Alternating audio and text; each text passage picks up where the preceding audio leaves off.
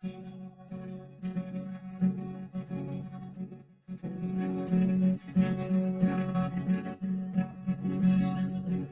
sold my soul to the bottle. Still none of my friends have left me yet. I'm the same man I was since the age of 13, and I've lived my life with no regret. If you're looking for some freedom, all it takes is 10 drinks minimum. If you're looking for rhyme or reason, all it takes is 10 drinks minimum. All right, we're live. I got to move the camera over because I've messed everything up today. It's fun. It's fun. It's all cool. You like. My name is Chris. I'm the host of this show. It's called 10 Drink Minimum. Yeah, look, I just completely killed my stream deck. Let's see if I can bring it back. Smiley. Let me bring you in, Smiley. Oh yeah, there we go. Yeah, we're off to a great start here. We were like, everything's perfect, and then until it was instantly not when we said that. Yeah. Let's see. Yeah, look at that. It like killed everything but the one. Like, okay, cool. Awesome. Yay. Oh, that's all right. I can do it all by hand. How are you doing, Smiley? Well, I'm doing fantastic. Cool. Well, shit. This is fun. Yeah. I'm you know how fantastic I'm doing? Yeah. It was my birthday. I know. Happy belated birthday. Thank you. Once again, I told no one. Dude, see, but I knew. I know. I can only get you like maybe every other year. I can dress up in a costume and you won't recognize me. Not anymore. I put it on the calendar and I put it as a yearly thing. So I got you now. Damn it. I got you now. Let's see if I can. I like it when it just springs up out of nowhere. You know, what? All your friends are like, "Oh, it's your birthday because Facebook told me." I'm like, "Haha." Yeah. Thank you. Well, I don't know if I can fix this real quick, but that's okay. So it's fun. We're going to do this on the fly. I'm going to open this real quick. Sorry, guys. I'm usually way more professional at this. So what happened was I did a media thing earlier, and they were having problems with my audio, so I had to change a bunch of stuff, and yeah, I hated that. So it's cool. It's cool. But yeah, so the people listening, we have several friends out in the the art community, and one of our real good friends is the Blackout Theatre Company. Except for that Barney Lopez. I'm not a big fan of him. I'm just kidding. But Steven hit me up and he's like, "Yeah, we got a play that's coming up. Can we bring some of the people on?" And I said, absolutely, please do. And the play, and please tell me if I got this wrong, but it's Menarche in the UK, right? Absolutely. Yeah, did that. Yeah, cool. And we have let's see, Amelia, and you directed the play. Yeah, I did. Let's see if I can switch. Let me slowly do this painfully. And then we have Caroline, and you wrote the play. Is that correct? I did. Yeah. So how fun this is going to be to do this like by hand. I usually can just sit there and click it, but it's fine. So welcome to the show. How are you guys doing? I got to go see it on Friday. Yeah, thanks for coming. Yeah. I always enjoy theater. It's rare that I get to see it anymore. It's one of those things where I don't know, like Trick Lock, they kind of folded, and I really enjoyed going to a lot of the Trick Lock productions. Yeah. And then the world shut down. The whole world was like, that was annoying as hell. It was. Yeah. It was really annoying. So whoever, can you tell everybody kind of like how this all came about? What if they go see, because you have a performance tonight, which is a mask only performance, correct? Yes. Correct. And then you have 3 more after tonight? 4 more. 4 more after tonight. Yeah. Friday and Sunday, next weekend, Friday and Sunday at Juno Brewery. Oh, wow. Okay. And then the weekend after that, we'll be back at Fusion 708 for Friday and Sunday. Interesting. Yeah. So what can people, so you directed the play. I did. what made you decide you wanted to? I mean, have you directed other plays before? Yeah, I've directed other plays before. But yeah, Caro, you reached out to me in like December. That sounds right. And they reached out to me with the sales pitch of all sales pitch, which I think was, I've written this really stupid play. Oh, wow. and I was wondering if you'd be interested in directing it. So they sent me the script, and I was 17 pages in when I texted Caro back, and I was like, yeah, I'm just trying to figure out how to do this. So I think that's my answer. I think I've got to direct this thing. Really? Yeah. So have you done this before? Like directing before? Yeah. Yeah. So I also have my own theater company, which is Duke City Repertory Theater. Okay. And have directed for them several times, but it's been a minute. I was going back and thinking about it. And I think the last thing I directed was we did a production of Night of the Living Dead. Oh, hell yeah. Are you serious? Yeah. And that was yeah, Wow. we were in the space off of Central, like in a storefront, and we made it look like a basement, and it was Night of the Living Dead. It was a lot of fun. But that was in like 2017 or 18. Yeah. And that was the last time I directed. So I was like, you know what? Let's get back in the saddle with this strange, wonderful punk rock queer period play. And then Caroline, you wrote this. I did. Like, what was Yeah, so? guilty. Is this the first thing you've ever written? No. I went through the MFA dramatic writing program at UNM. So I've been writing plays for quite a while.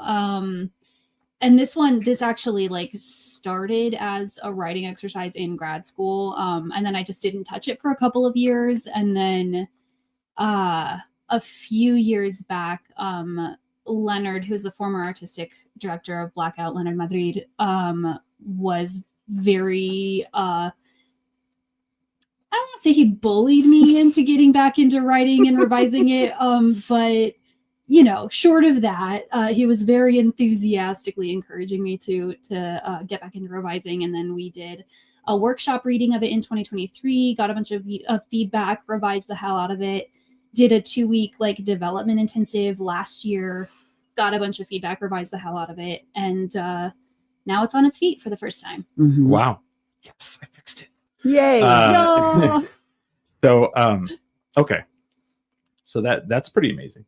We have hold on, we have your place called Menarche in the UK. We have someone from the UK here on the chat. He lives here now. So yeah. You wouldn't be able to tell though. Yeah. The second he shows up, you're all You couldn't see his accent. I mean, Yeah. it's right there. Yeah, it's definitely coming through in the Okay. comment. I do see. And then we have little Bobby Tucker from Shoulder Voices also in the chat, says happy birthday, Smiley. Shout out to Juno, because you guys are doing Yeah. your play there. yeah. Thank you, Bobby. Yeah. So Caroline, when you went to write this, like, you know, what was in your mind when how did the creative process work on this?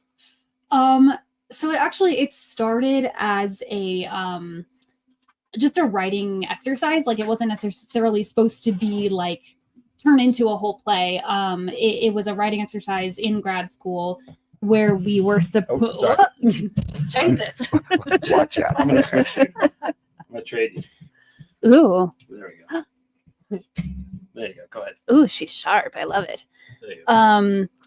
It was a writing exercise where we had to borrow a non-narrative structure to write a play. So like no Freytag's Pyramid, no Joseph Campbell Hero's Journey.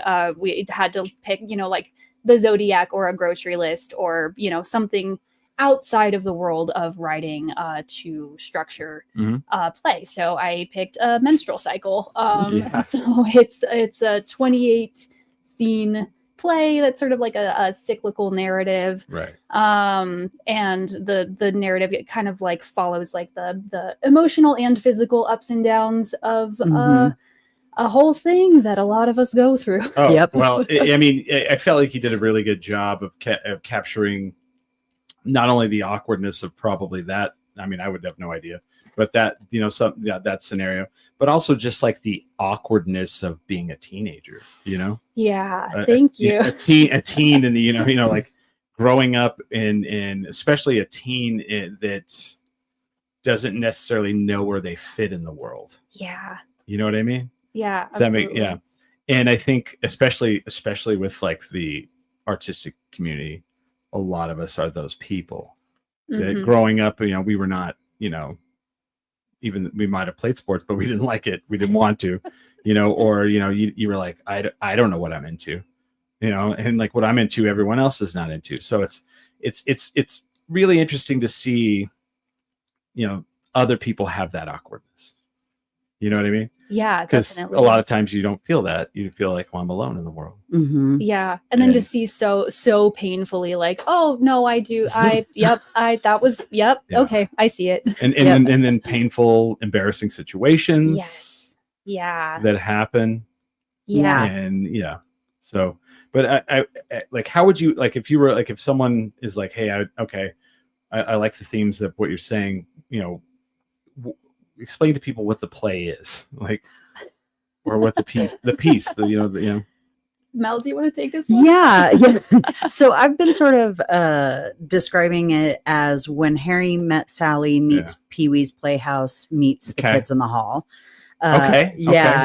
And that it's this kind of we had a couple of discussions in rehearsal about like, this is not a kitchen sink play. This is not rooted in realism or naturalism. Like all of these things, we see these like skits that happen in between Prinky and Stas's story are all like the outward dramatic manifestation of the hormonal hell that Prinky and Stas and all of us have been in at some point in our lives.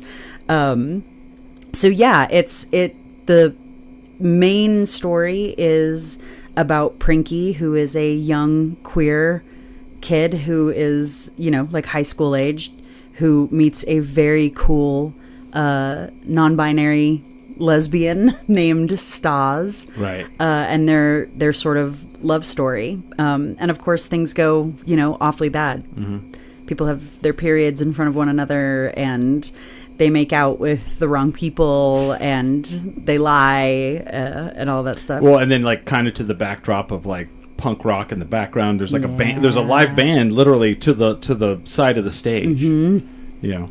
Yeah, which is like, and like that was all stuff that was, the band was in Caro's script. Mm-hmm.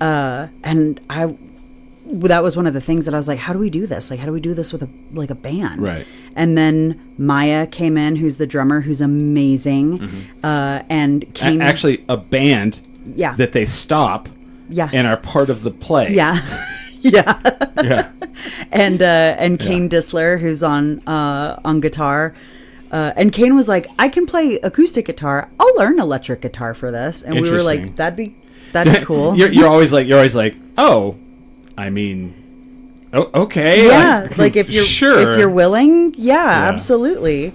So you got to love acting for that. I was like, I wanted to spend 4 months on this anyway. Yeah. I'm just going to go ahead and do it. This is a good excuse. Right. Don't worry about it. The weirdest skills that you end up, that you're like, oh yeah, I know how to juggle, flaming pieces of toast because I had to do it in a show one time. And it's like, I could probably, absolutely I could reteach myself that. Why wouldn't I? Yeah, why not? Here's how you hook up a fireman's hose to a truck. And I'm like, I needed that for one scene. Yeah. And I know I can always do that now. Right. Yeah. Yeah. Now it's locked in. I learned bass guitar for a Blackout show.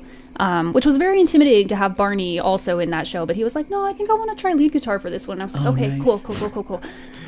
Barney, I learned baton twirling for a show. Nice. Oh, wait a minute. So you Barney, like you felt bad because Barney was not going to be the bass player in the show, and you had to be the bass player because Barney's so freaking good. And I was like, I don't want to learn bass in front of you, but also Barney's the sweetest person alive. So. Right, but and like there's always in the rock community, the butt of the jokes of the band is the bass player. You know, like have you ever heard of the Hard Times?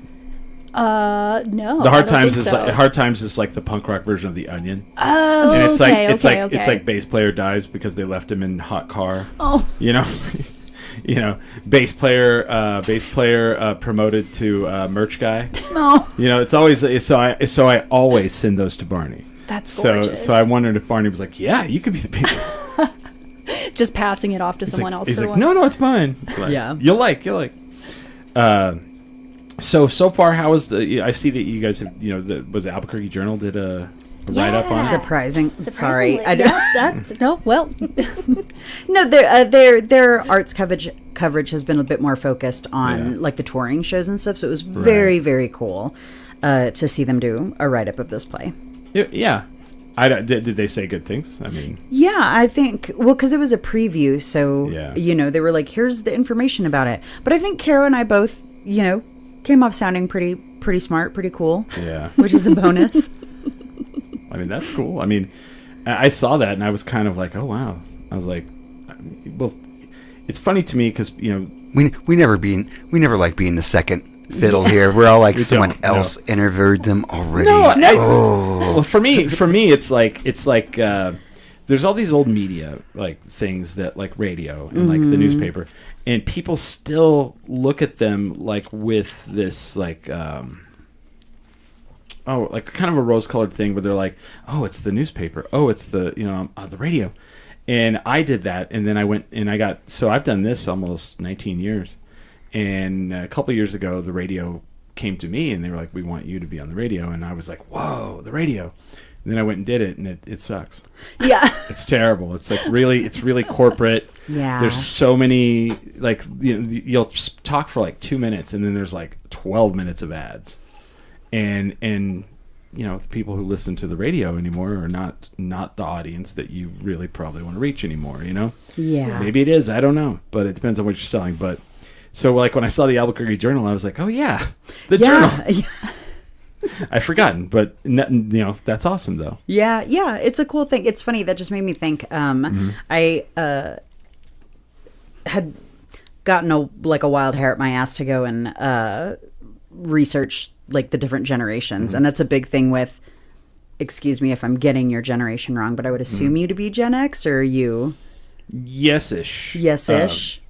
So I turned 50 in January. Okay. Which I'm technically Gen X. Yeah. But like when I would say he's perfect Gen X. I don't know what he's talking about over there. No, I'm like on the cusp of like not being, I think. But like, yeah, I grew up with MTV. I grew up all that stuff. But like, I do love 90s grunge. But there are a lot of like the millennial things that I look at and I go, oh yeah, that's definitely me too. Yeah. So I'm like kind of a little bit between, like kind of like when you talk to someone and they're like, well, I'm an Aquarius, but I'm also like, right. Yeah, a little bit of that, But, yeah, which is technically a micro generation, and that Gen X, yeah. that cusp We're generation. We're small. Yeah, is technically what are we called? Exennials, I think, might be the technical name, but a lot of people really like the Oregon Trail generation. I've never heard that one. I've heard MTV generation. They called us that whenever I was younger. Yeah, but all of that to say, it was a big Gen X thing that it was like, well, I mean, we could like do it this way, but like, what if we didn't do it this way? Right. Which is like, which I love. Yeah. And it's a cool thing to be like, we know that these are the normal avenues. So again, thank you to the Albuquerque Journal, but also like very cool to be here and talk about this show. No, and we love, like I said, we're huge friends with Blackout Theater. Even though I put 2 ats, I was in a hurry. Let me fix this real quick. I'm sorry, I don't usually have to do all this like here.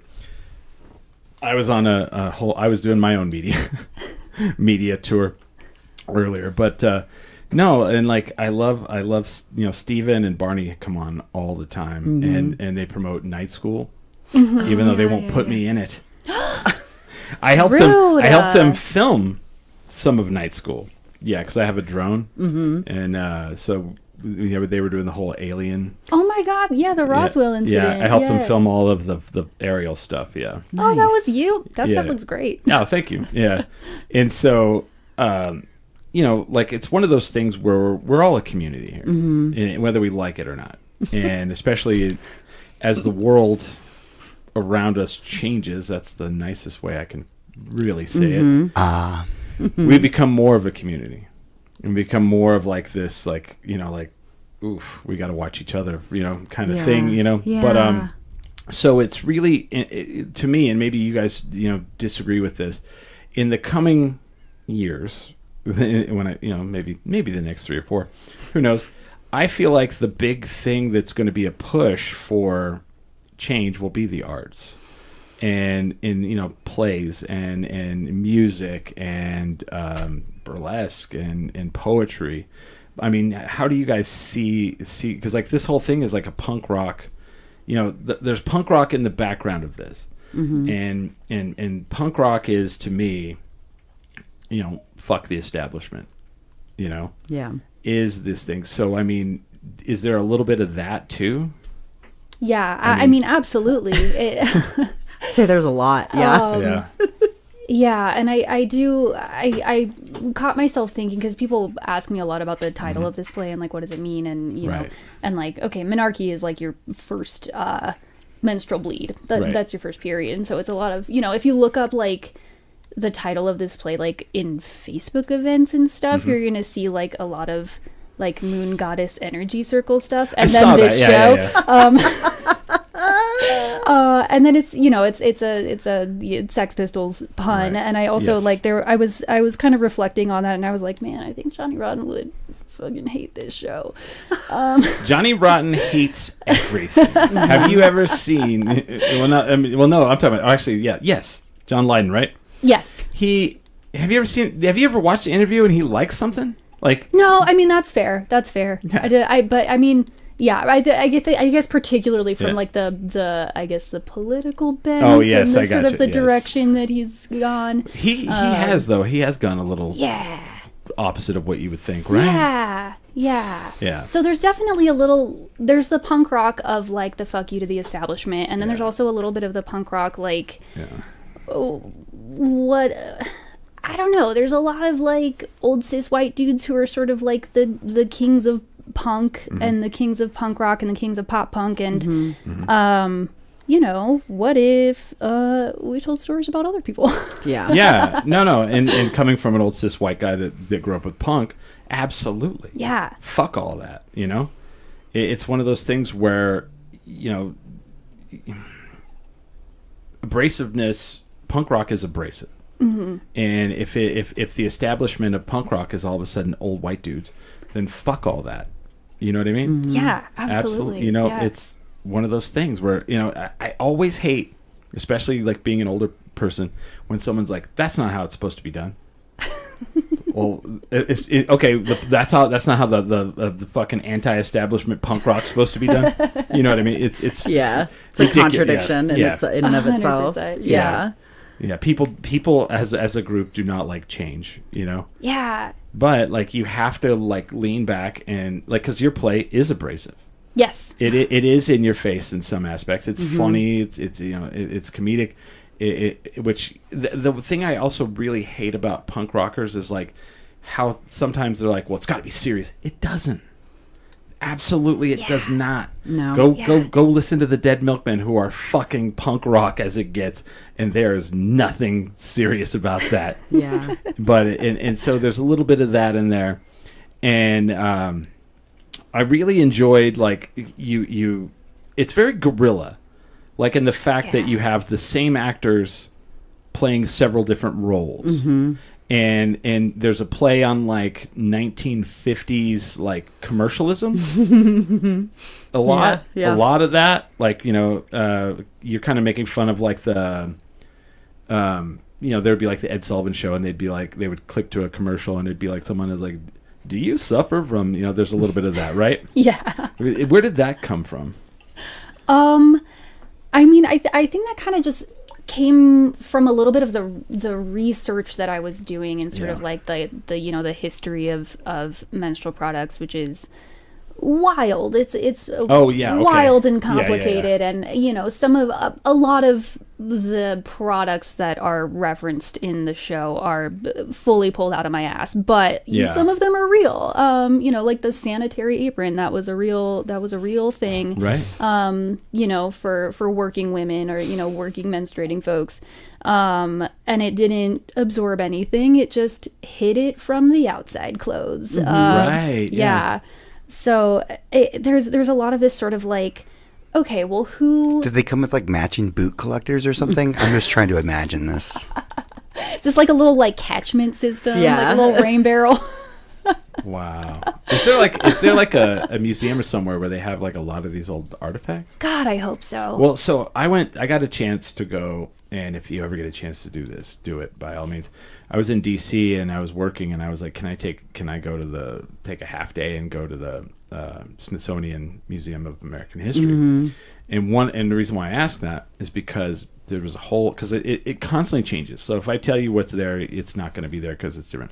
But they had a whole area that was different household products throughout time, like in the last 100 years, like different toasters, different vacuum cleaners. So I would wonder if there's somewhere that has all these like old like products that like women would use for the menstrual cycle. Like there has to be somewhere, right? Yeah. I really hope so. Yeah. I feel like there has to be a museum of sex somewhere. Yes. And that it's probably in there. Like, Oh, there definitely is. somewhere. yeah. And all of that stuff, Yeah. like anything that has to do with, vaginas or anything around and above and beyond vaginas Right. has always been very, like, people are like, which is, what you say in the show of like, no, don't talk about that. Like, nobody wants to hear about it.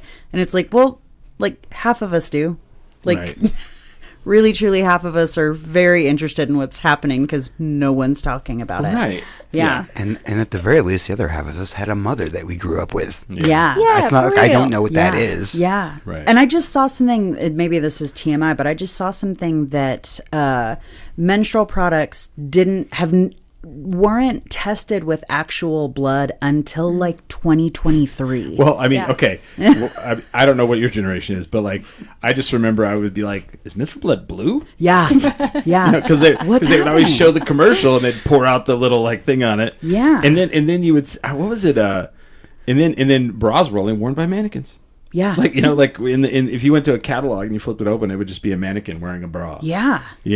And it's like Yeah. there's like an actual human behind all of this Yeah. who's like actually going through all of this, and the like, I mean, then it can spiral out into, Yeah. what is the statistic? It takes a woman 7 years to be diagnosed with endometriosis because her complaints are dismissed by doctors Sure. over and over again. Like, it's just, yeah, it's a strange thing. So it's a lot of fun to do this play where, the main character gets her period, like, and bleeds through her pants. Yes. On stage in front of God and everybody. And Yeah. it's like, it's not the end of the world. It happened. No, and then of course, who's her savior? Another person who deals with this situation and is receptive to her and is like, it's okay, Yeah. and helps her out, which I'm sure happens quite often, more than any of us even know. Yeah. The I was going to say sisterhood, but like the siblinghood that Yes, there happens you go. in like in the bathrooms and the bars and Right, stuff when right, you're right. like, I need whatever. And it's a great equalizer to be in a bathroom. Sure, yeah. Yeah. Well, the bathrooms that Smiley and I go to are totally different worlds. Yeah.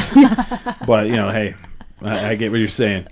Yeah, It's it looks like a tornado went through or something. There's Yeah. no amenities. There's no mirrors on the No. wall. Oh, no, There's yeah. no It's a- seats. There's no doors. Yeah, no, it's a bunch of people gassing each other up, like cute skirt and like, what do you need? Oh, that's a great lip gloss. Not in ours. It's quiet and wet. No, that's terrible. So like if somebody goes, "What's the launch pad bathroom?" Like someone asked me, and I was like, "Wet."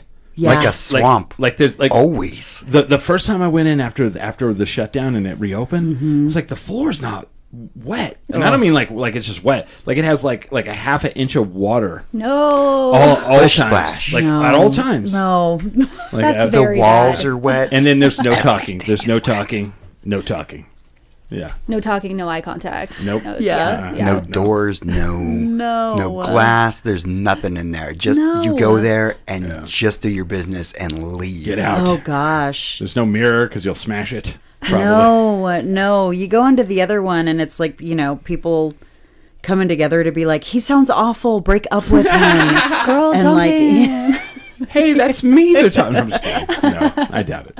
But that's true. But it is that, yeah. And so how has it been received so far from the people? It's been really, really heartening. It's been so cool. Like the reception has been very warm, and there's been a lot of like surprise and a lot of laughter. Yeah. And Maya is on stage the whole time, so she kind of our drummer, so she kind of gets ears and eyes on the audience a little bit. And yesterday she was like, yeah, I heard some people crying at opening. Aww. Yeah.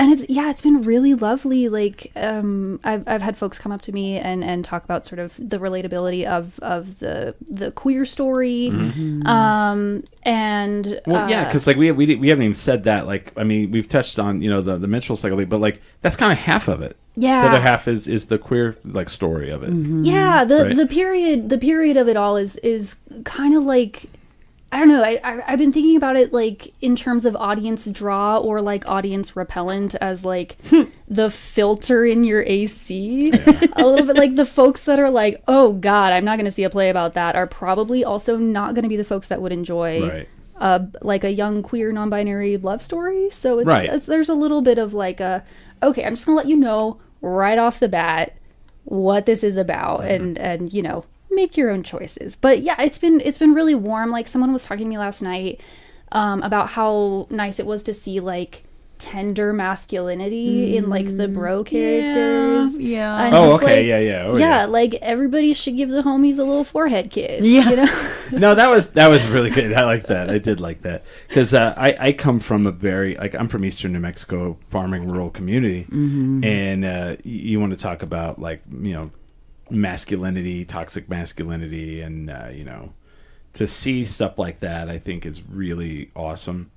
And because it's really right now we're having this whole resurgence of this like where's my masculinity? I feel emasculated. And especially in this kind of world, this podcasting world where there's a lot of bro dude guys. Yeah. And so showing that like, hey, it's okay to like cry. It's okay to like, tell your friend, who, hey, I appreciate you. I love you. That. Yeah. It's okay to say I need a little forehead kiss. Yes. Absolutely. Yeah. Yeah. Do you guys see anything? I'm so good. Yeah. Yeah, who doesn't need a little forehead kiss? Who doesn't like that? Yeah. I mean, and they're like, I don't like it. Yes, you do. Yeah, you do. Thank you. You just don't know you need one. Yeah. Shut up. Come over here. Right. Feel better. Right. Was that supposed to be a kiss noise? Yeah. Okay. I was like, that's my cat hissing. It's like, come here. I'm like, I'm envisioning claws coming out. Yeah. So the one thing that I'm really curious about is you're having to. Craig Buchanan says he rejects my kisses when I see him. I assume you're talking about me and not Smiley's cat.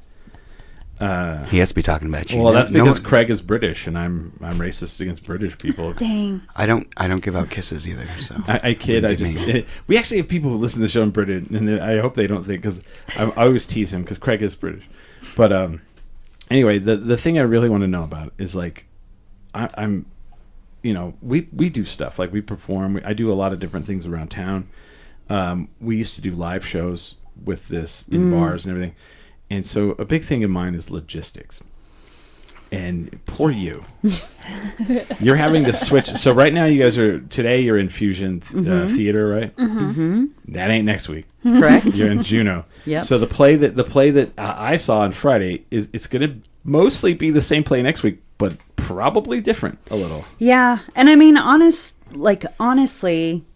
even if you were to go see the show tonight, you'd be yeah. like, huh, it's a little different, Oh, sure. you know? And that's how things are. They evolve. Yeah. And Someone won't knock the backdrop down. They did tell us it was already broken. Oh, yeah. Hey, Yeah. man, it was broken when I got here, bro. We didn't do it. that wasn't us. Yeah, but it's been, it's actually like,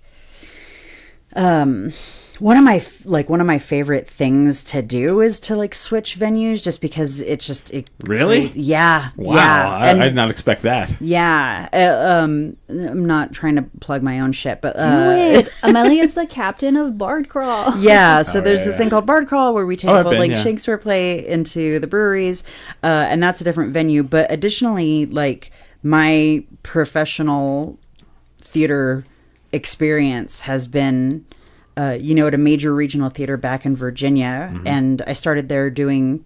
Being a part of their Theater for Young Audiences company, and 3 months out of the year we were on tour, and like they just put us in a van, and it was me and 5 other actors, and so Wow. cafeterias, libraries, community Yeah. centers. So You just adapt, Yeah. and you get good at that. yeah, and It's weird what you can get good at. Yeah, again, like the weird skills that you pick up doing this.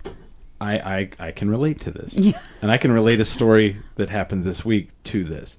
So I'm a part of Duke City Championship Wrestling. And I don't know if you know that they correlate so well. So when people ask me, like, I grew up watching professional wrestling my whole life, and everybody thinks of it as this like sporting thing.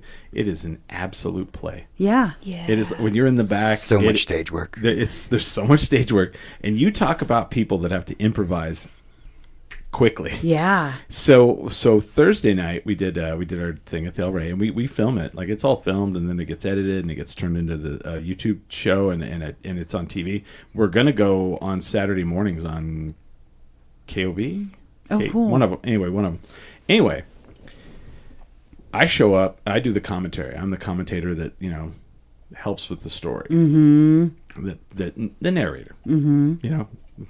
I hope I'm not ruining this for people out there listening. So anyway, we get there, and it's like 5:00, and one of the guys comes over and he goes, "The commission came in and just said we can't use 4 of the people, 4 of the wrestlers. Ooh. Can't use them. Sorry, you didn't get your license in quick enough for those people. Oh man. So we have to take the show that has already been written, rewrite it on the fly in an hour, and then put it on." Which you can relate to. Yep. Dang. Right? Yeah. And hope it goes well, and hope it all turns out. And so sure enough, the evil guy comes out, and he's like, as the commissioner, I'm not going to let them wrestle tonight. He's all, you did not clear this to me.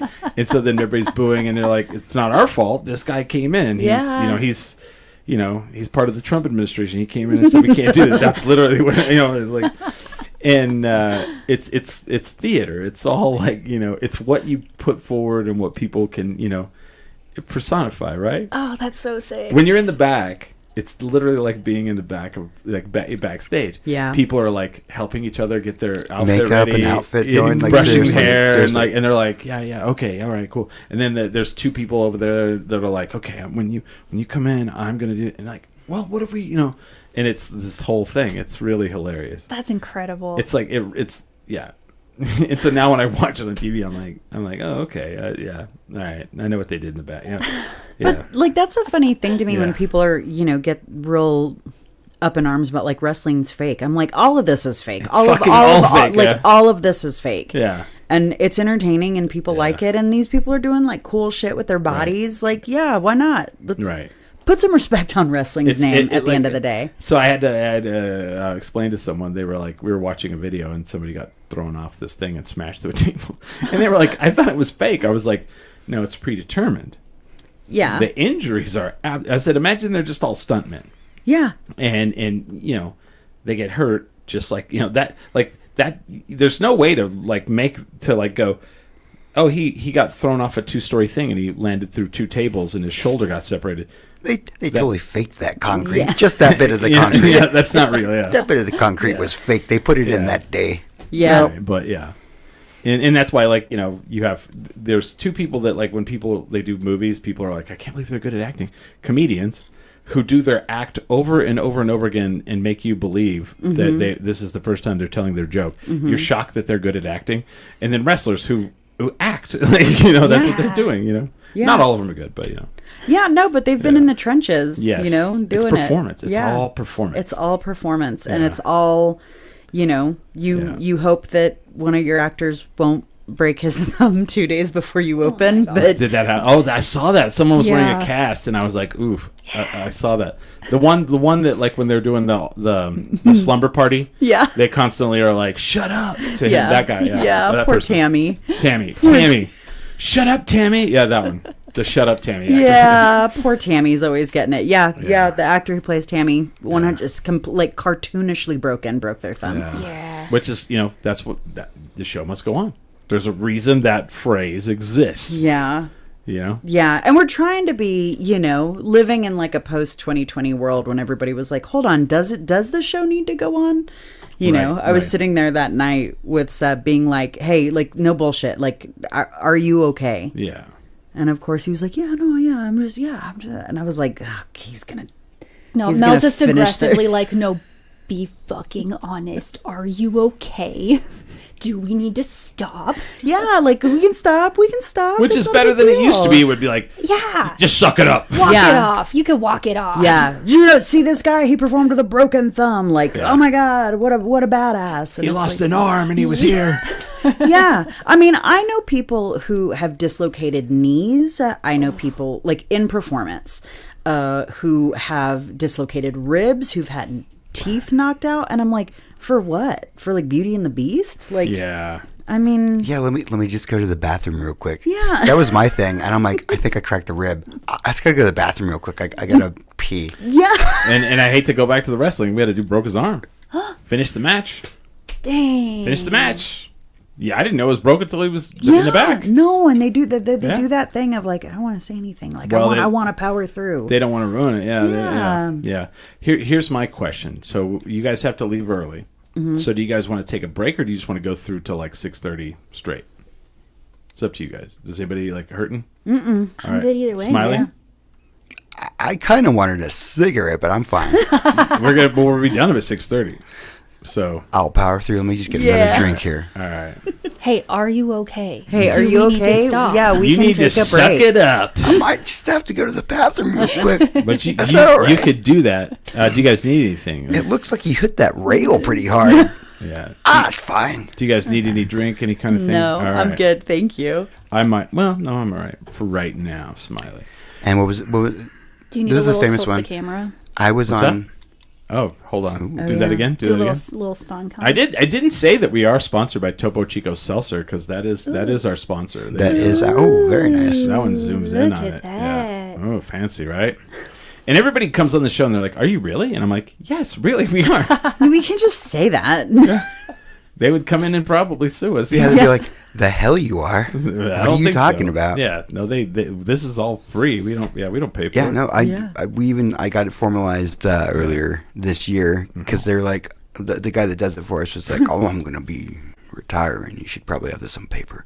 Yeah, it was one of those old handshake deals. you know? Yeah. Amazing. My favorites, you know.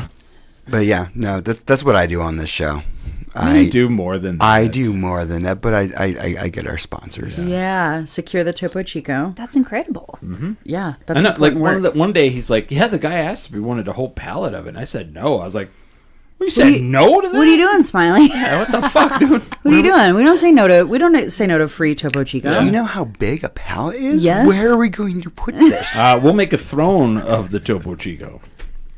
Look, I saw that hot tub outside. Just stick it in there. No, And let it hang that's for out. me soaking. I'm 50. I gotta go soak in the hot sorry, tub never sometimes. mind. No, I'll have it out there. I will find a place. I'll be dead years from now, and they'll be up in the attic finding Topo Chico. What's Topo Chico? Who knows? Amazing. It's on its way, dude. Mm-hmm. After you said that, I went ahead and went through Yeah, that's fine. and said, "Yeah, sure. I guess we can do a pallet." Yeah. Yeah. So here, I have a question not about the play though, for you guys, because like now you write plays and now you direct plays. Mm-hmm. What is like your dream like thing that you want to do like in theater, if that's a thing? Wow. Yeah. Oh, you have to have thought about that, right? Like if you could, if you had any choice to do whatever. I mean, the super smarmy answer is it's kind of like what I am doing. Smarmy. Boo, lame, heartfelt. Yeah. Like Broadway or like. Yeah, no, it is, because I've not Broadway, but like I've worked in major regional theater, and it's wonderful and amazing and all that stuff. But it's like one of the very cool things about Albuquerque is like, do you want to do a play like in a field? And people are like, yes. Who doesn't? Yeah, and that kind of stuff is just for me, that's the really exciting thing is like, how do we get this art form to evolve outside of a room? Right. And, again, when it's like, so it's going to be so you kind of like the guerrilla aspect of it, like I anywhere, really we'll bring the theater to you. Yeah, very You don't much even so. need to show up. We'll show up to you. Yeah. Yeah, we're coming to your house. Yeah. We'll be in your bedroom. Kick the door in. But like kind of exactly Paid though. for Like these there's tickets. We're here for you. Shakespeare, motherfucker. Yeah. But there is something about that's like the accessibility of it and the approachability of theater, because I think a lot of people think of theater and they think of just Broadway, or they think of like big regional theaters or just Shakespeare, or and I think there's a lot of folks that don't necessarily feel comfortable or like welcomed into like traditional like Western theater spaces. So there is something really beautiful of like, yeah, we're doing a couple of shows in a traditional or somewhat traditional theater space, but we're also doing a few in a brewery. And, like when we toured the Melodrama, we were at like a shop and a wildlife park, and just kind of, like, you say like, we're coming to you, and like, but actually kind of we do want to just come to you. We want to come to where you feel comfortable. Yeah. Right, for sure. Yeah, we'll meet you there. There was a performance group in France. I think this was during the pandemic, but they were touring around France and performing in people's backyards. Really? And I was like, yes, like, sick. give me, like, hold on. give me that. So like people are like, they're like, what's that noise? Yeah. And we're like, I don't know. There's a bunch of people in the backyard. Yeah. Henri, there are people in the backyard. Yeah, no, it was like a festival, and they were going to homes and all that good stuff. But I was like, that's very cool. There's a music festival, I think, in LA that's called Porch Fest, which is another thing where like it happens at people's homes, like on people's porches. It's little, tiny concerts and yeah, and like it's cool. They do that in DC too. And there's a couple blocks and it'll like all these like row houses, and they go and do it. Yeah. Is it like caroling? Is that what caroling is? No. Like you'll go like as a spectator, you walk around the block, and different houses will have different musicians up on the just porch, like just playing. Well, I want caroling to come back. There's nothing better than just drunkenly walking through someone's neighborhood and yelling at them. Be in the harmony. Change. Yeah, be the change you wish to see in the world. Right. It's in your hands. Why are these people here? I have a top hat on, sir. This is totally Dickinson's approved. Yeah. I Gatsby, shut the fuck up and love it. I'm performing right now. Yeah. Wow. So you just want to be able to just do all kinds of different theater, like, experiment. Yeah. There is something, I think. I like that. Yeah. Yeah. And like, this is no shade at all. This is me being very like political, right? But like, love, no shade at all to like your traditional theater sense. Sure. But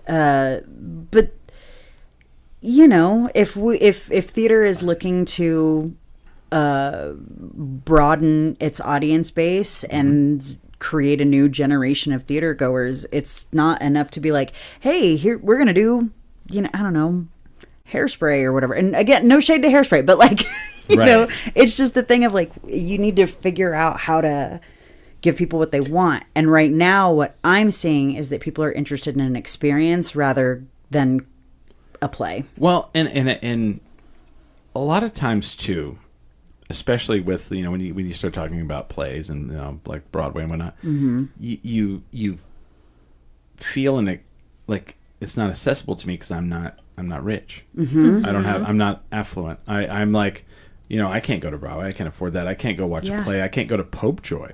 Pope Joy is expensive. It is. Let's be honest. Yeah. So like, for someone to be able to pay $10 to $15 and go watch a show, go out on a Friday or a Saturday and be entertained. Yeah. Because let's be honest, that's what it is: entertained or educated or whatever.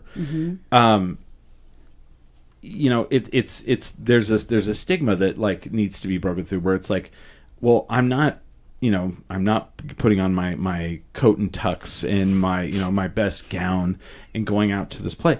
I can go and I can wear what makes me comfortable and or I can be in a brewery and drinking and there's Shakespeare or whatever. It's good to break down walls and especially like traditions. Yeah. And that's a big thing that I'm interested in. And I think probably you have some overlap with that as well. Yeah, definitely. But yeah, it's like it's a really bullshit myth that like the arts are for a certain class of people. Right. No, like everybody deserves art. Everybody. Well, and it's like on one side of the stage is the wealthy, on the other side of the stage is the poor and the hungry. Right. 100%. Yeah. And there's been this real sort of like, oh, well, we have like student rush tickets or there's like standing room tickets. And I'm like, no, they deserve to have the full experience that you do. There's a George Clooney's in a play or about to be in a play on Broadway. Tickets are $799. Yeah, that's ridiculous. Well, who's in like Bill Burr and those guys are doing? Do you see who's doing? Glengarry Glen Ross. Yeah, Glengarry Glen Ross. And I was like, that's amazing, but those have to be ridiculously expensive. Because God, who's in that with him? It's like it's a star-studded like Glengarry Glen Ross. I was like, holy crap! Yeah, like, it's a lot of people. My brother actually just sent it to me, so I'm gonna tell you. Have you heard this? Like, it's crazy. It's on Broadway, and it's stacked with just like the most ridiculous like stars. Kieran Culkin, Bob Odenkirk, Bill Burr. Yeah.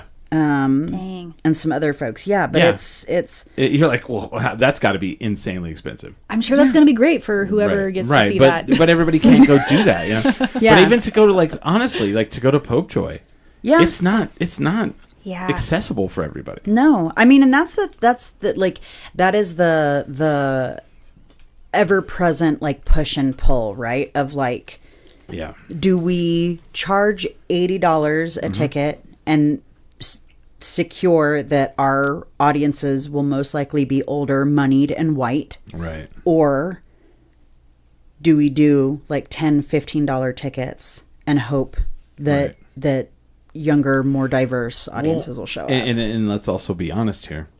Like when you get to that, when you have that level, like the Pope Joy level, you're going to have a certain actor that looks a certain way.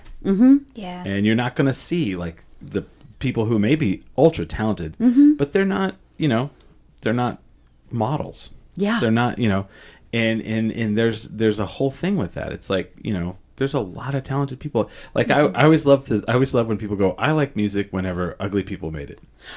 And it's like, yes, because music is something you listen to. Yeah. Who cares what you look like, And it's like, but music has turned into this whole like, image and all this thing. And it's like, but I mean, we have Hollywood and we have all these things. But it's great to go see like people who are struggling and talented, and it's like they probably wouldn't get the same chances because they don't look like George Clooney. Yeah. I listen to EDM music, and the last thing you want to do is like actually see photos of those people. Oh yeah. You're like, whoa. That's why they wear the big head. Well, damn. I'm just kidding. I'm joking. I don't know. I never needed to see that. I never watched videos for it. I'm like, you ruined this illusion that I had on the dance floor. And a whole separate thing, I think the worst thing that has ever happened to EDM DJs is the internet exists. Because if like Deadmau5 and like who's the two guys that wear Daft the Punk. Daft Punk. Like if it was like the 80s, there could be like 4 Daft Punks touring at all times. Oh, yeah. And 4 like Dead Mouses, and they'd be like, I saw Dead Mouse, and it was this day, and it was in Seattle. Wait a minute, I saw him that day in Cleveland. Yeah. That 100% would have happened. And they You would have know been it. like, well, there was 2 Gallaghers. Yep. I mean, there were 2 Fleetwood Macs. I didn't know that. Yeah. What? Yeah. Some bullshit, man. Yeah, so there was a moment in Fleetwood Mac's history when they were trying to come to the United States. Yeah. This was before they brought on Lindsay and Right, Stevie. And their record label was like, well, you better do what we say. And they were like, we want to like, give us like a second to figure it out. Yeah. And they were like, we're going to send people out. We're going to have them play your songs. And we're going to send them on tour. They did a whole fucking tour in Yeah. Australia. Wow. Yeah. That's fucking nuts. And it was a non-Fleetwood and Mac. Fleetwood Mac. and that's like the least crazy thing that I know about Fleetwood Mac.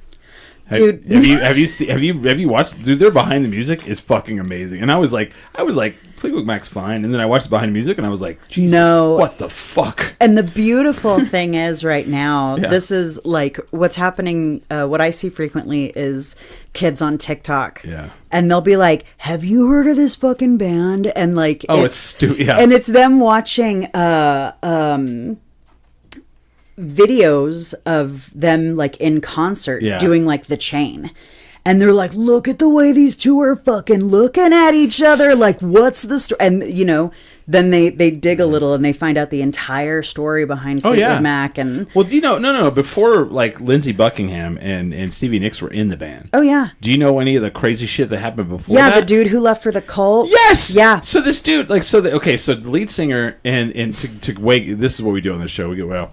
So the lead singer and the guitar player, they were all at a party in like Europe somewhere, and someone gave them a drug, slipped them both a drug. They say, and immediately the lead singer like goes crazy and like quits the band. Yeah. And flies back to the United States, and they're like, fuck. And they like had to like scramble, and I think Mick Fleetwood sang for a while. One day, a couple like months later, they're about to get ready for a show, and the guitar player's like, oh, I'm gonna go get a magazine. That's literally what he tells them, and he like leaves, and for 2 weeks he's gone. And they track him down. He's part of a cult. His head is shaved, and they are like, they come in and like they send in like they're allowed to send in one person, and they send the manager in, and the dude tells him, he's like, Johnny, I'm okay. I'm where I want to be. Yeah. And that's it. Like, What? Yeah. He's done. He's Yeah. like not in the band anymore. And I was like watching this behind the music. I was like, this is fucking insane. Yeah, they were trying to pay Yeah. him. They were trying to send him royalty checks, and Yeah. he's like, "I don't want any part of this." Yes. Like, So then Mick Fleetwood like had toured all these different studios. Because when you're going to do it, if you're big enough and you want to record a record, you will go to the different studios in those days, and you would like hear a sample of the recording. And he went to Sound City in California, which if you ever want to watch a documentary that is really cool about music, Sound City, Dave Grohl directed it. It's amazing. But anyway, the only record that they had recorded at that time was the Lindsey Buckingham album, and it bombed. It was terrible, and so he played it for Mick Fleetwood, and then he heard so he could hear how their sound system sound, and their sound system is legendary. Like if you go see like all the records that they recorded there, it's like all these hit albums from the 70s. And then nothing in the 80s because everything went digital, and then back all of a sudden in the 90s, every fucking famous band in the 90s. Interesting. Yeah. So anyway, he listens to this album, and then he goes to Europe, and all that shit happens. He comes back, and he's like trying to figure out what to do with the band, and he's like, well, I need a guitar player. And he was like, man, you know who was a really good guitar player? When I was in California at that studio, let me call them. He calls them on the phone, and he's like, hey, you guys played me an album, and the guy was a guitar player. Who was that guy? And they're like, oh, that was Lindsey Buckingham. And they're like, he's like, yes, I would like for him to be in my band. And they're like, ugh, we have real bad news for you. And they're like, what? And he's like, he's going to insist his girlfriend is in the band with you. And it's Stevie Nicks. And I'm like, he's going to insist that this amazing fucking singer is in the band as well. that's the thing. And like, Yeah. like Lindsey Buckingham, self-taught on the guitar, can't Yeah. read music. Yeah. and an absolute mess of a Virtuoso, human being. Yes. I mean, Stevie Nicks, kind of as well. Yeah. But the whole story of them recording the Rumors album and like nearly. It's all about them fighting. Yeah, all about them fighting, nearly like ruining the masters because they were playing them so much so that they could get all of these different, like instruments and sounds layered on. And so when they finally were like, okay, let's do this, let's like press it and go, they were like, oh, we're losing like the top and the bottom of it. Like we can't hear the bass, we can't hear the like the hi-hat and the drum and stuff. It's a incredible story. Are you a big musician like person? Like no, I'm just curious. You're like me. You're like oh, that's some drama. Let's read some more. I like this. Yeah. This shit. Yeah, like, but it's really cute to see like 19-year-olds be like, what is this story? Have you all heard of this band called Fleetwood Mac? And it's like, oh yeah, babes. Yeah. See, I'm get into it. I'm that guy. I'm like, no, don't bring your drama into my world. And then they're like, oh no, I'm not bringing it to you. I just want to tell you about it. Oh yeah, let's do that. I would like to hear about it. Yeah, tell me about a mess. Don't leave here. And or like, I'm the one that goes over to the blinds and I'm like, what's that shouting? What's happening here? Let me go see what's going on. Yeah, if you also want to know about another mess of a human being, you need to check out Hans Christian Andersen. Oh yeah. Oh yeah. Yeah, by Panic. Oh yeah. Mess of a human being. Yeah, house guest that wouldn't leave. Yes. Oh man, I bet. Anyway, yeah. So we'll circle back here. So with that, then so as so do you perform as well? I do. Yeah. Yeah. So actor. Yeah, I mean, honestly, at this point, I've done every job you can do in the theater except for lights. Right. Yeah. So okay. When you get to be like, this happened to me recently. So I do you see everything I'm doing here while I'm doing this show. Mm-hmm. Can I have a drink, by the way, please? And do you guys need anything? Anybody? No. Okay. Good. So I had to come to terms with this. So I helped start the wrestling here. Mm-hmm. I was one of the original owners. My dad got sick. I had to step down, and when everything leveled off, I got to go back, and they didn't, I necessarily didn't want to be an owner anymore, and I do the commentary. So it's very odd for me, and maybe you'll have some insight or understand a little bit, for me to be just a performer, and not I'm a part of everything else. Yeah. And this was Thursday. I've been doing this almost 2 years. Yeah. I came to terms with it and went, oh, I'm just the talent. Yeah. I don't have to do any, because people ask me about things. They're like, well, who's doing this and this? And I'm like, I don't know. Yeah. I just show up and they tell me where to sit, and then I get to do my thing, and then I leave. Yeah. And it's weird. It's weird to be that. Yeah. After not. Yeah. And it's actually a really lovely thing. It's one of the nice things about doing this is not, of course, that I'm not invested in it, but it's at the end of the day,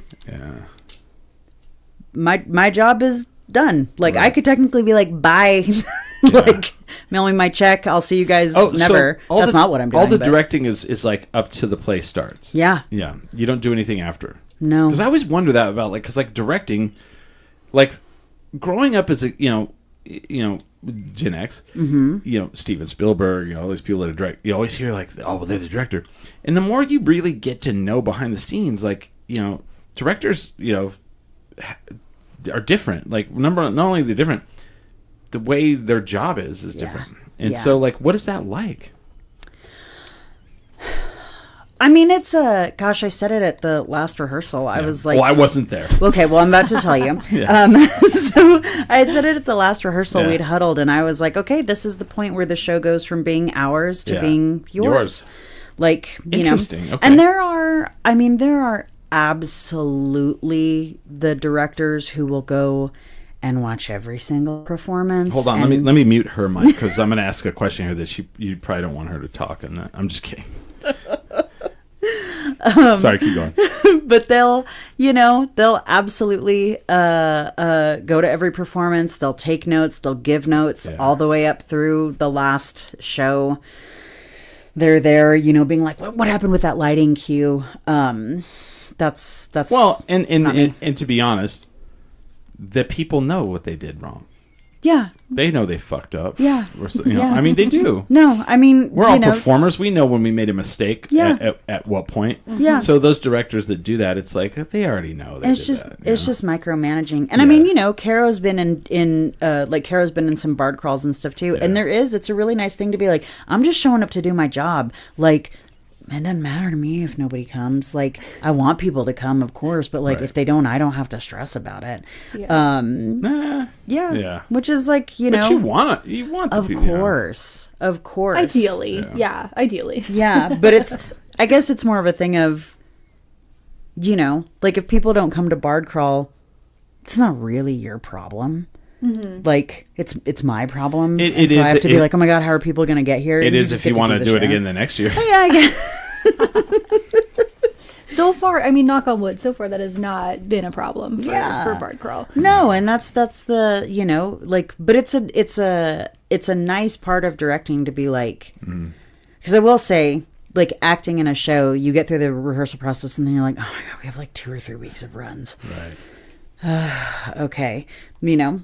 With directing, you're just sort of like, okay, I love you guys. Have a good day at school. Let me mute her mic for this question.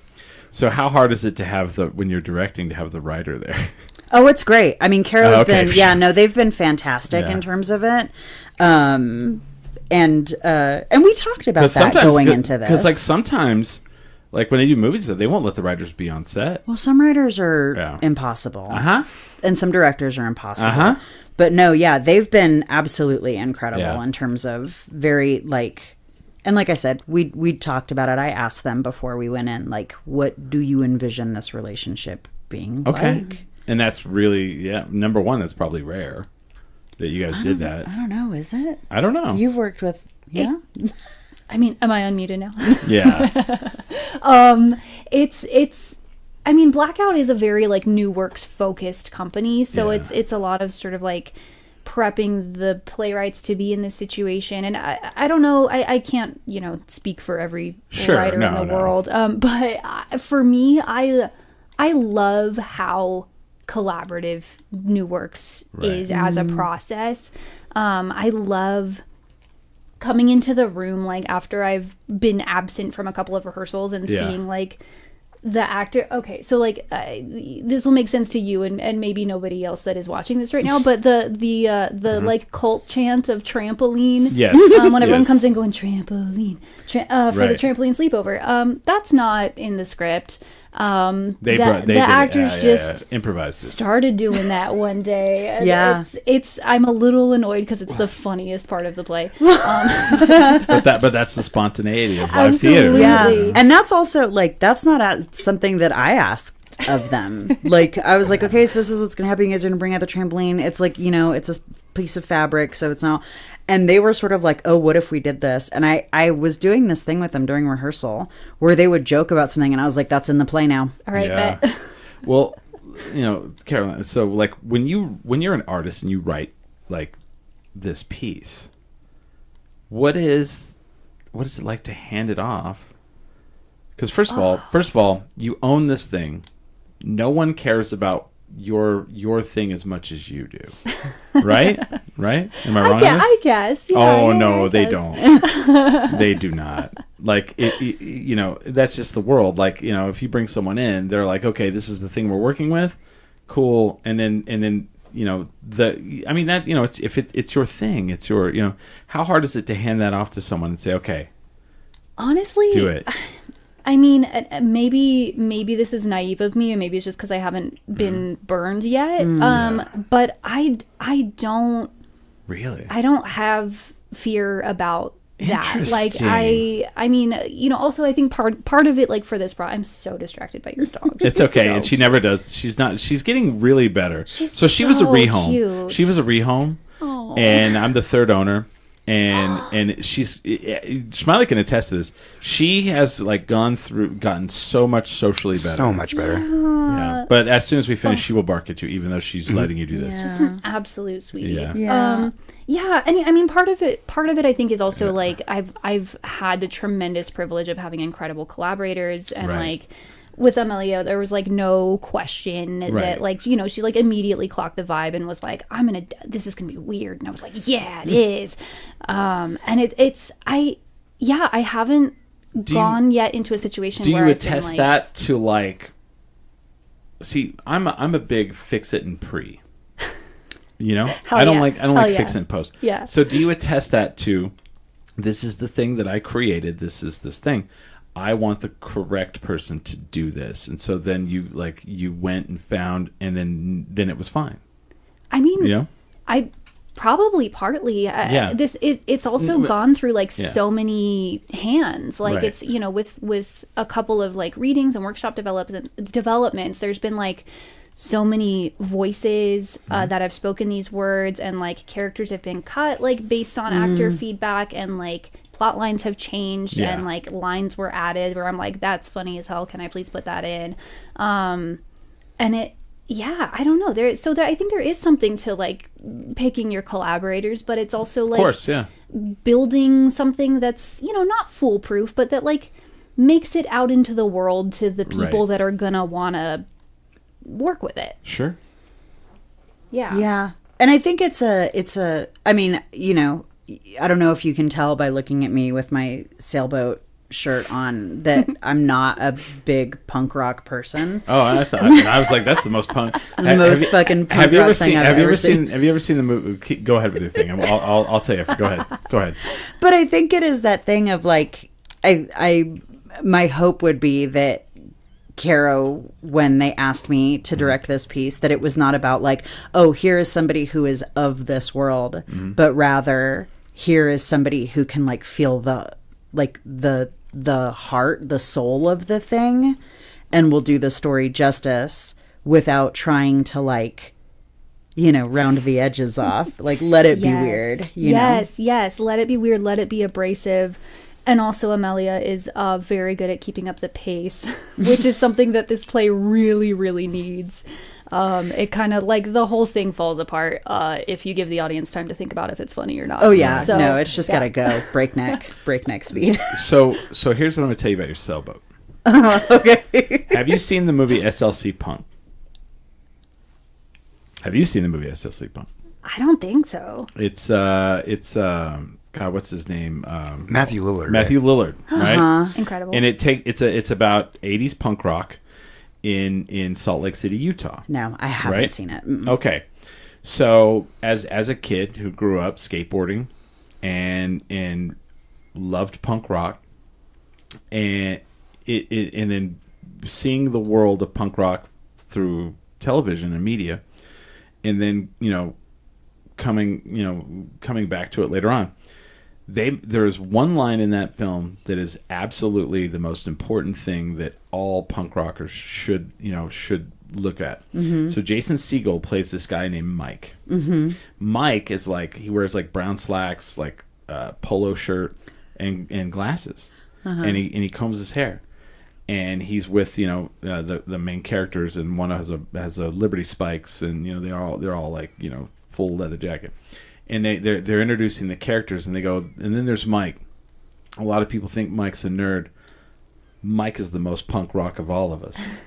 And they show him like he's doing stuff like his homework and stuff, and then he's like smashing the windows out of a car. Yeah. And then when like shit happens, like there's a fight that breaks out, he fucks everybody up. But like that's real. Yeah. Like punk rock is not.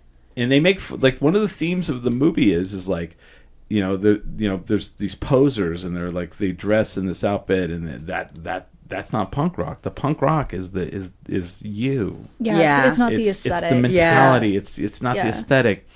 And I love that. So you might come in with a sailboat, but like you might be the most punk rock of all of us. Who knows?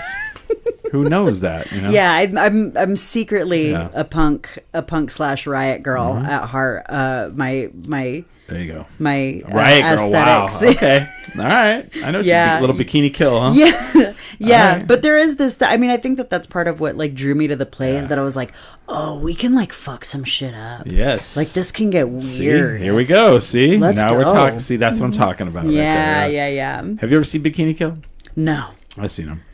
It's pretty punk rock. All the men get away from the stage. Yeah. Yeah. pretty cool, yeah. Yeah. It's pretty interesting. But that's that. You know, so it's a frame of mind. Yeah. You know, and I feel like as a society, we need to remember that. Yeah. You know, and where we're at Yeah. with things that are relevant today. You know.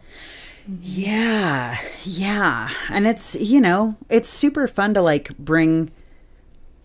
I'm sure we're not the first people to do it, but I'm like, I don't know, right now feels like the perfect time to bring a little more punk rock into the theater. Fucking A, it does. Yeah, like let's get untidy. Let's get a little messy. Let's spit on something, you know? Yeah. Like Yeah. let me bleed on something. Like Yeah. let's go. Yeah. You know. It's kind of it's interesting, yeah. So I like that. And like I like the fact that, you know, you know, like people are like, where's it? I was talking to somebody about it and they're like, oh, there's that Fusion Theater. I don't know what that is. Well, look it up. It's like weird that you can go find it. Yeah. But then next week you're gonna be in Juneau. Yep. Next weekend. And then the weekend after that? Back at Fusion. Back Back at at Fusion. Fusion. Venues are hard, dude. So Yeah. have you For real. have you set up the Juneau one yet? Nope. I'm assuming you're gonna be in that side area. Yes. Yeah. Yep. Okay. Nope. We the set will come down with Infusion tonight after tonight's show. Work on it all week. And then Friday we'll go and throw it up at Juneau Yeah.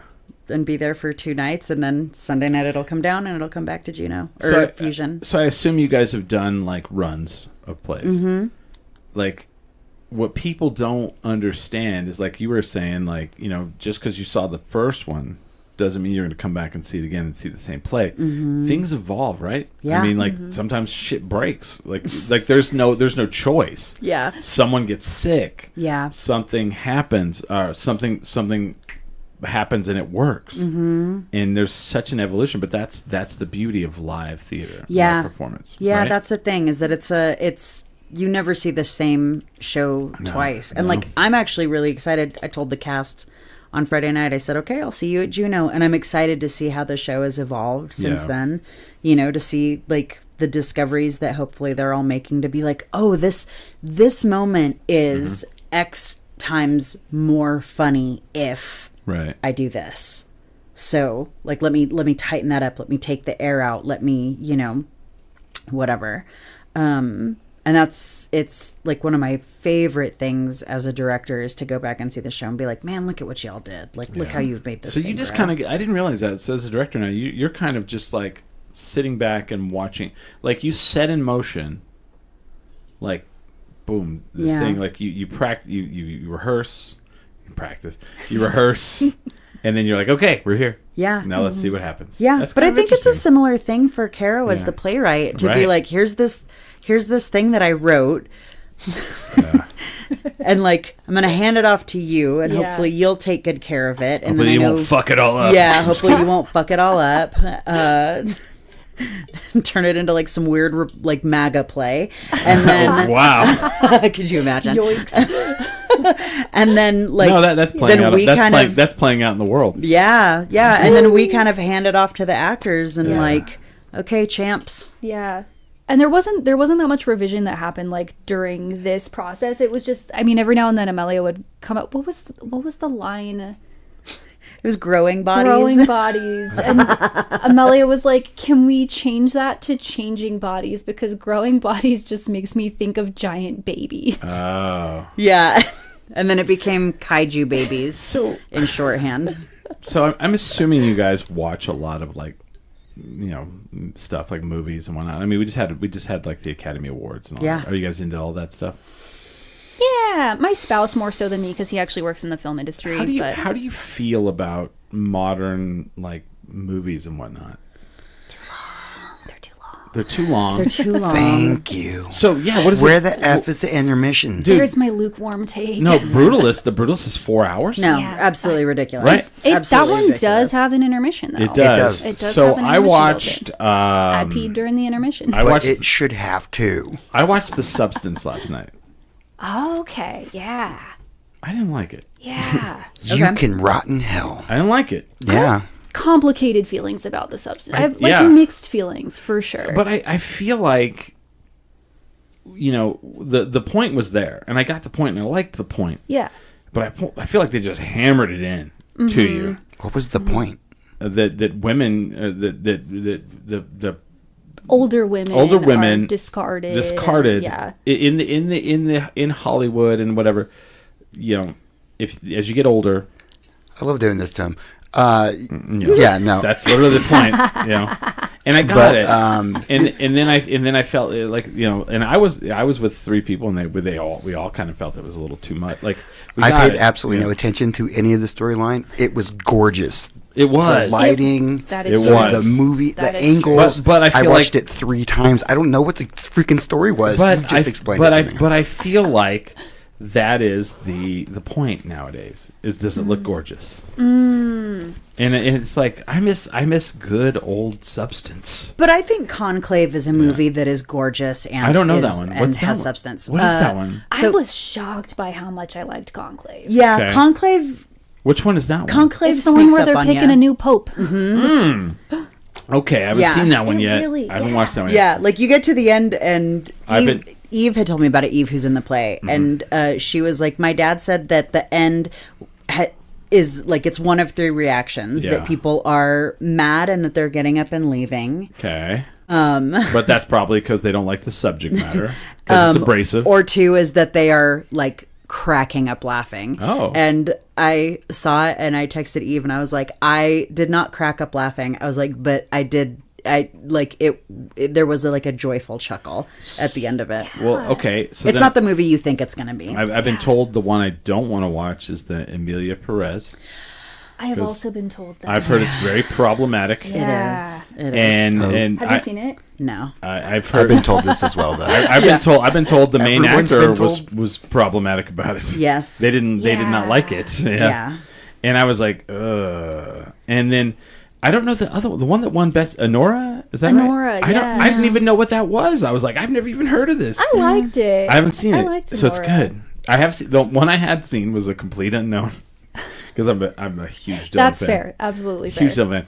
And like to me, like that's the one that is pretty. I was like, wow. I'm gonna rewatch it because I love how they did New York, Greenwich Village in the '60s and the outfits. And Timothy Chalamet is killer in it, and Ed Norton is killer in it. Yeah.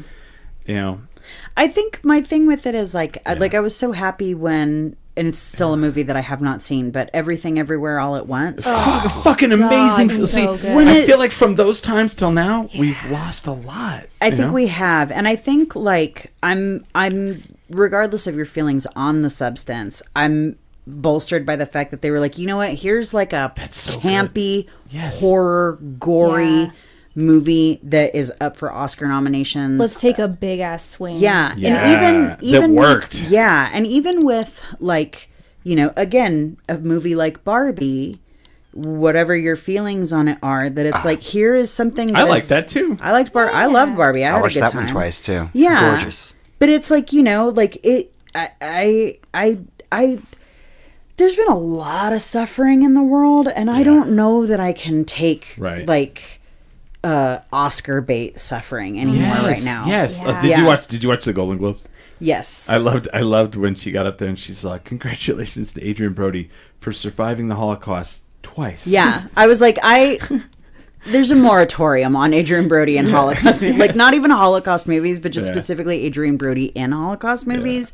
Like, go and do something. Well, see, fun. Like if you were like to tell me like, "Hey, let's go watch one of these Oscar movies now," or Once Upon a Time in Hollywood, I'd be like, "Ooh, can we watch Once Upon a Time in Hollywood?" Because to Yeah. me, I'm like, I love that there's dialogue and that it's like amazing, and then like it's a movie. Like some of it's just too depressing ish, and like I can throw on the news and be depressed by that. Yeah. Like I would like a little bit of like the fantasy sometimes. It also feels a little bit like it's like, oh, that this is like prestige filmmaking. And I'm like, I don't know. I feel like that means like white dude. Like, yes. You know? Well, so I'm watching that movie last night, The Substance, and immediately I'm like, please, I hope a white dude did not make this. So I had to go look at who the director was. I was like, so right away I was like, okay, phew, okay. because there's an exorbitant amount of like, look at these naked bodies, and I'm like, this really feels like a white dude filmed this right away.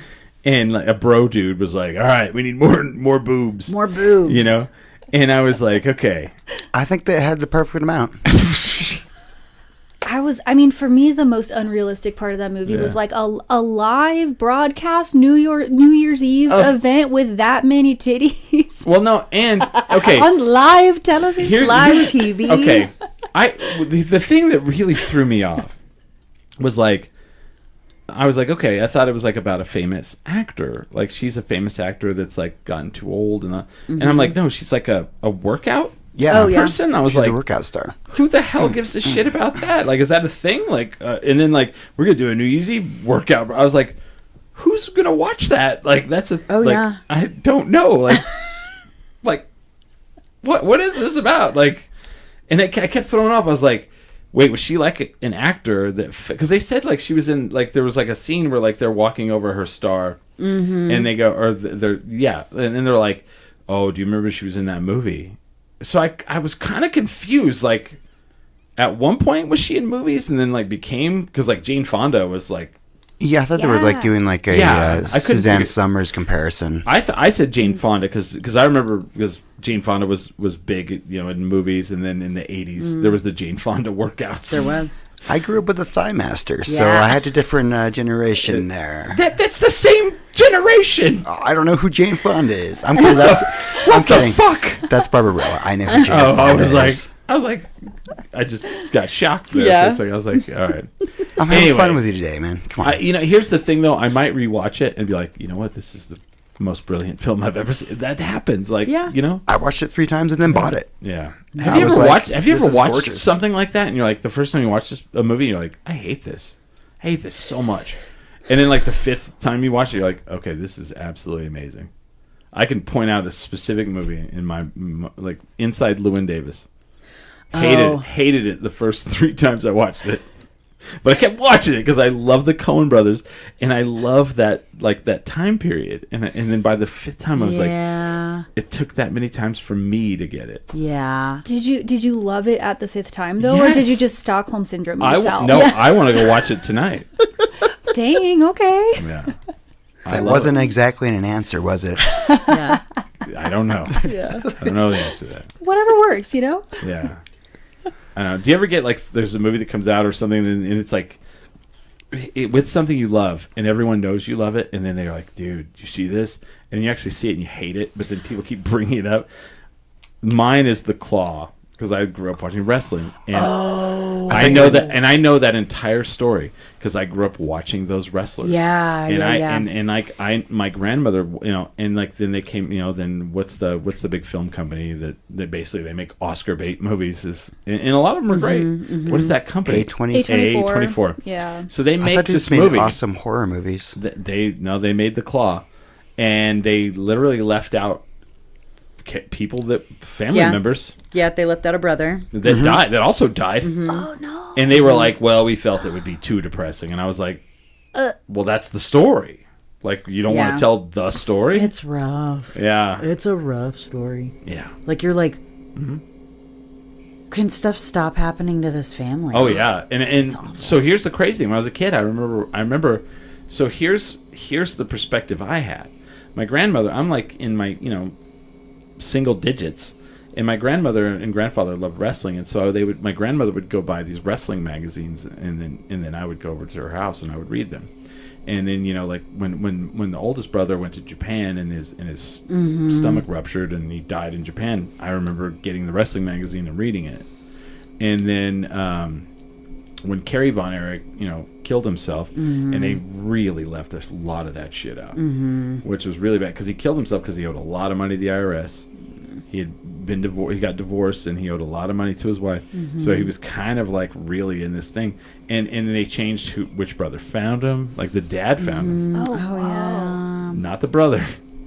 So yeah, so it torqued me, and but people bringing up all the saw that movie The Claw. What'd you think? And I have to kind of be like, well, I kind of go, oh yeah. He told me the same thing. He was like, you really have to go see, just watch Behind the Wrestling. Right. Watch that one. Yeah. And then it's a thing of, okay, are we talking about how it adhered to the source material actual story, or are we talking about the quality of the film? But if you love something, people bring it up to you. Exactly. Yeah, because like people, like you guys do stuff, and people they'll send you a reel. Oh yeah. They'll send you a TikTok, and you're like, oh yeah, I've seen that already because I'm into this. Yeah. Yeah, but so it's interesting, right? Yeah.